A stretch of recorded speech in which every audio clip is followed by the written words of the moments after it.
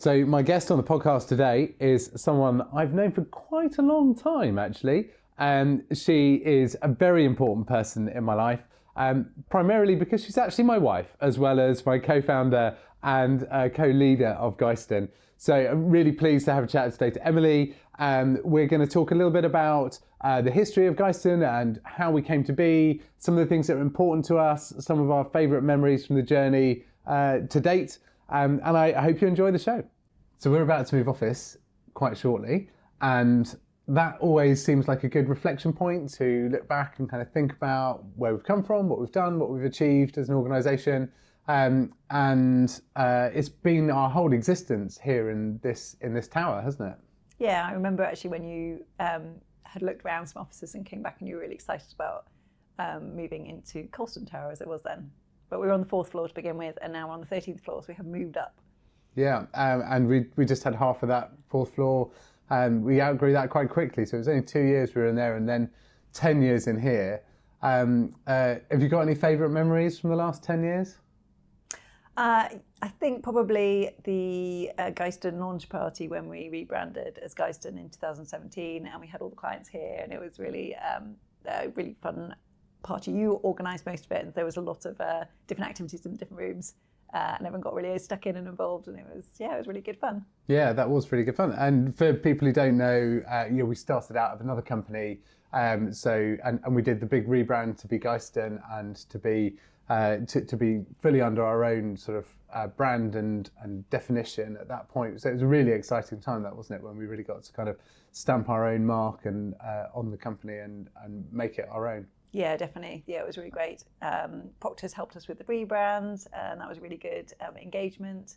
Proctor and Stevenson here in Bristol. And yeah, it was good times. Yeah, and we came up with a name, and I remember when we were deciding on the name, we were down to a short list of a few, and one of the criteria for the name, of course, was that the .com was available. So we managed to get the .com, or we thought it was available.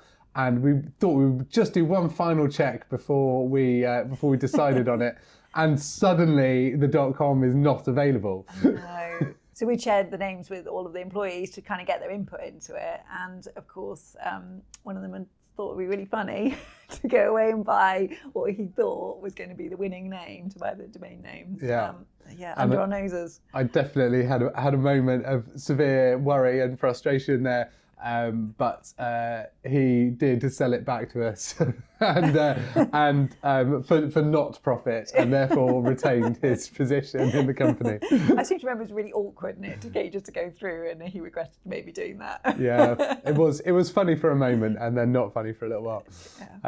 Yeah. So that was good fun, and the story of Ghyston came from a friend of ours, really, didn't it? That's right. Yeah, people often ask us why we called the company Ghyston. And I think the answer is because our neighbour was writing a children's book about the Bristol Giants, Gorham and Ghyston, at the time. Yeah. And for those that don't know, should we do a quick sort of recap of the story of Gorham and Ghyston? So Gorham and Ghyston were the two Bristol Giants who lived in the area, and they both fell in love with Princess of Honour. And Princess of Honour, to choose between them, set them a task of draining the Great Lake to the sea. And there used to be the Great Lake all the way from Bristol right up to Bradford-on-Avon. It actually was a geological phenomenon. Gorham started digging what's now Blaise Castle Gorge, and Ghyston what's now the Avon Gorge. And Gorham dug and dug and dug until he got exhausted, carved a chair in the side of his cliff, and if you go to Blaise Castle Gorge, you can see the chair there. And then drank a barrel of ale, which is why Buckham Brewery do Gorham Ale, and then fell asleep. Meanwhile, Ghyston, with his great work-life balance and good attitudes to work, would dig during the day and made a cave in the side of his gorge to sleep in at night. And that cave is the cave underneath Clifton Observatory, isn't it? Ghyston's cave. And because he took the right breaks, he got through to the lake first and won the challenge. Gorham woke up to the sound of rushing water, frustrated by having lost the challenge for Princess of Honour's love, stamped his foot on the ground, making the giant's footprint in Blaise Castle Gorge. And well, should we say the tragic bit afterwards? Went and drowned himself in the Severn Estuary. No. I think he just flew away on his pet dragon in the storybook, didn't he? That's what happens in the children's book. Yeah, he flew away on a pet dragon. In the old folklore, Steep Home and Flat Home are supposed to be his head and shoulders of the drowned giant in the estuary. And Ghyston, meanwhile, married Princess of Honor, named the gorge after her, and lived happily ever after. Hopefully Ghyston the company will too. Yeah. So it wasn't long after we did the rebrand to Ghyston that I stepped back from the business. I was sort of in the driving seat up to that point, and then a client eventually managed to persuade me to go and join them as their CTO, and I kind of went off and did some other things for a little while. I handed over the reins to you, and that created some work-life balance challenges like Ghyston faced in the story, I guess. Yeah, I guess the kids were still reasonably little then. So I remember I was really keen to take over the role, but didn't really want to come back to work full time. I think I was working 3 days a week. And I remember actually we had a bit of a conversation where you sort of said, you've taken my role, you've still got your old role, you might have to think about increasing your hours a bit. And I said, well, I've thought about this, and I'm going to go from 3 days up to 3.5 days. And I think you were just like, see how that works out, Emily. Yeah. But actually, I have managed to keep it between 3.5 and 4 days. We hired small people in and shared out responsibilities differently. And I'm really pleased I managed to do that, because I think it has set a bit of a tone in the organisation for people being able to do that and it not harming career progression. A lot of our senior leadership team work part-time around family, and it's created a really nice culture for sort of accepting part-time hours and respecting work-life balance for other people. Yeah, we do have quite a strong sort of part-time culture set from the senior leadership team now, because everyone on the senior leadership team is actually I think you're right, yeah. Yeah. But part-time culture sounds bad. Well, yeah. It's a full-time culture where part-time's okay. Yeah. That's it. So, yeah, okay. Yeah, and I think that's probably quite unusual to have nobody on the senior leadership team actually 5 days a week. But I feel like actually we get a lot more value out of having that sort of a system, because it means that we get the expertise of like some really great people on the senior leadership team without paying them, full-time wages essentially, and Yeah. I think you get a lot of headspace and input and expertise from people without having to pay the full wage, which actually I think is a great philosophy for a business. I'm kind of surprised more people don't do it. Yeah, and I think one of the side effects as well of having part-time roles at that level is that there's a lot of career growth opportunities for people beneath, and you kind of have to empower your team to make decisions and things like that when you're not there, if you're only going to be there 3 or 4 days a week. So I do think it has a lot of advantages for everyone in the business. So being okay not to work 5 days a week is obviously quite a big part of our culture, and but culture is something that we've worked on really hard, I think, over the years. It's something we've put really strongly at the forefront. It was lovely to get some recognition on that last year. Yeah, with the best companies. Right from the get-go, culture was really important to us. We've always been really open about sort of management decisions, what's going on in the business. I think that's engendered a lot of trust within our employees. And that culture piece and morale piece has always been something we put a lot of effort into. And when we first started the company, we said when we're big enough, we had to be 50 employees at the time, we would enter the Sunday Times Best Companies to Work For competition, and our goal was to be in the top 100 best small companies to work for. So I think it was 2022 maybe that we realised that actually Sunday Times had split off from Best Companies, and now Best Companies were running their own competition. And you didn't have to be 50 employees to enter, so we could actually enter straight away. And it was really great last year to be the 5th best small company to work for in the UK. Yeah, with Best Companies. Yeah, it was quite an achievement. Things we were aiming for top 100. I think, Yeah, to come away with exactly, top 5 was really nice. Yeah. Winning the Best Companies award, I think it's not really a coincidence that just before that we actually did a really big refresh on our values and our vision, which which really helped crystallise kind of what we stand for and help get everyone in the company along the right lines. It was a really interesting process to go through that, wasn't it? Yeah, I think it was a good engagement piece, I guess you could say.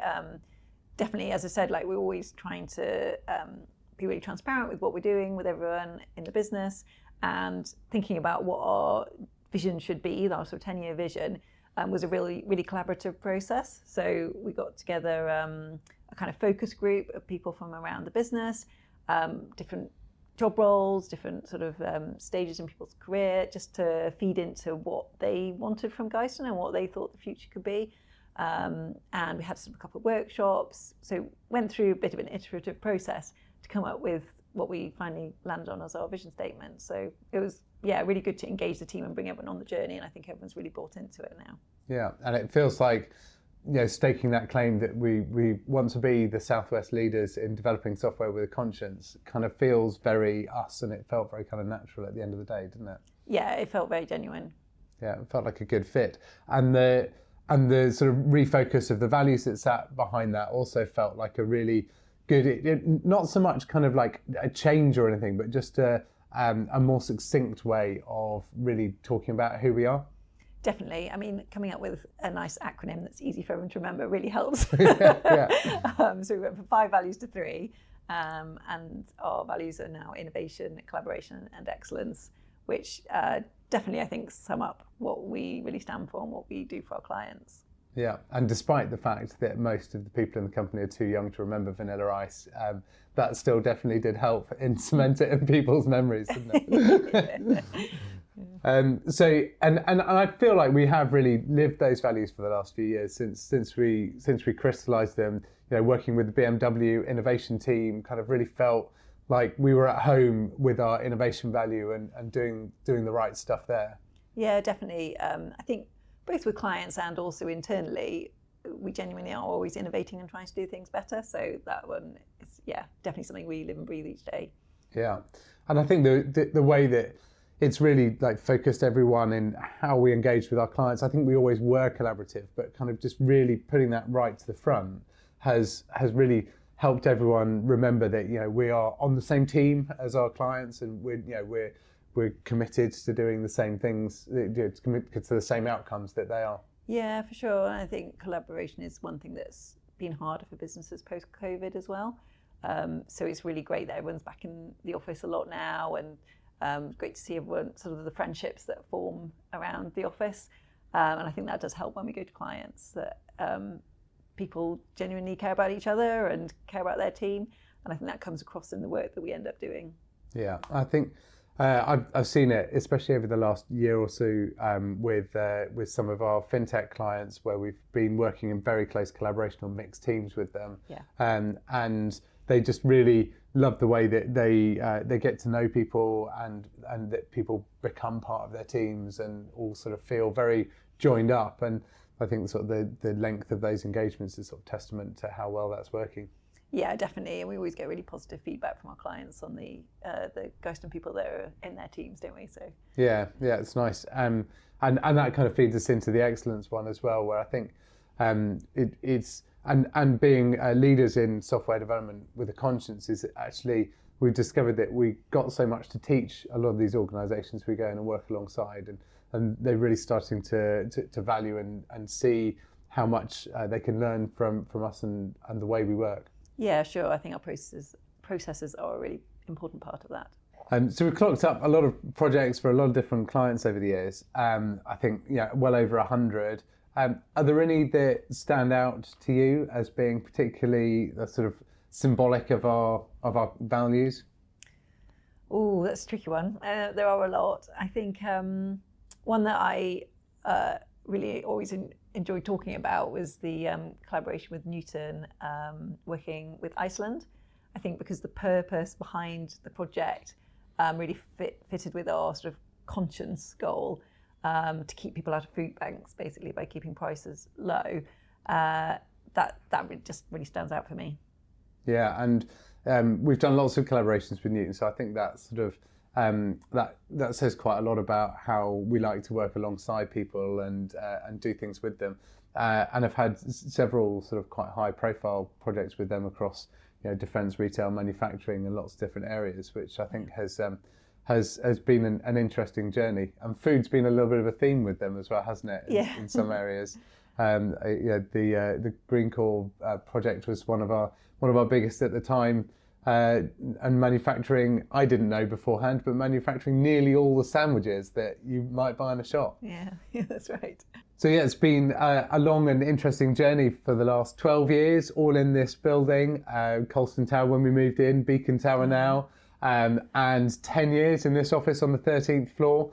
I think that's one thing we're going to miss when we go to the next office, isn't it? The view. Definitely the view, yeah. And people, when they come into the office, always comment on what an amazing view we have. You almost stop noticing it when you've been here a while, but yeah, we will miss it for sure. I remember the one year when the balloon fiesta was on and we were all looking out at the balloons that counted over 100 of them in the sky across the top of Bristol on a sunny day, and I don't think we'll get anything like that at programme, unfortunately. We won't, but we will have a beautiful office. Interaction have done a brilliant job on the office design, and it's been really cool to see that all come together. So it is really exciting to move into that space. Yeah, and you've kind of stopped me from taking too much of a peek at the office, so I'm quite excited to look at it. And that's all just going to happen really imminently, isn't it? So looking forward to the launch party. Yeah, it's just a few weeks now. Yeah. And another exciting thing coming up this year is the Bristol Technology Festival, which we're really excited about being headline sponsor for again. Definitely, and we're running a half-day summit all around impact.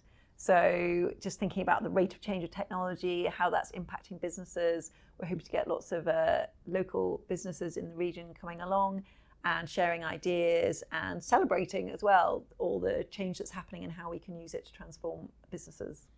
And that's just becoming so much more important now, isn't it? With the rate of change that's increasing with AI and all the other new tools and technologies coming about, and how much faster we can do things and make changes both to businesses and to impact the wider world. Definitely, and I think we've got a lot to share on that as well from the work we've done with our clients. So it'd be really cool to share that knowledge and think, looking forward with other businesses, how we can progress even more.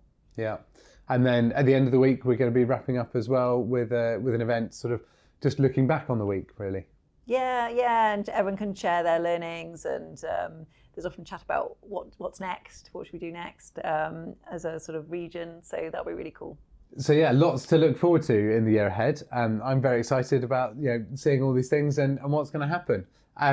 Emily, thank you very much for joining me on this edition of my podcast. Pleasure. It's been great. Thank you for the long distance you've had to travel to get here, and I'm sure it's been really difficult to fit this into your schedule. So thank you. It's always difficult aligning our schedules, isn't it? But it actually is. We did it. We did manage it.